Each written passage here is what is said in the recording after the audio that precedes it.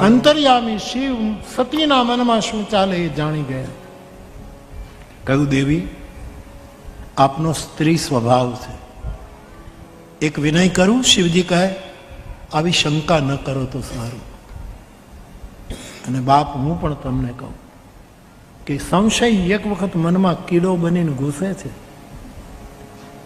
પછી જેમ લાકડામાં ઉધઈ લાગે અને લાકડું ઉપરથી હરખું દેખાય પણ અંદરથી હાવ ખાલી કરી નાખે, એમ જીવતરને હાવ ખોખલું કરી નાખશે શબ્દ.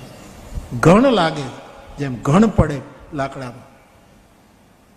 સંશય ન કરો. ગીતાએ તો સંશયનું પરિણામ બતાવ્યું. સંશય જેને થશે એને મોત સિવાય બીજું કંઈ ફળ નહીં મળે. વિનશ્યતિ શબ્દ લખી નાખ્યો છે. તમે સંશય ન કરો તો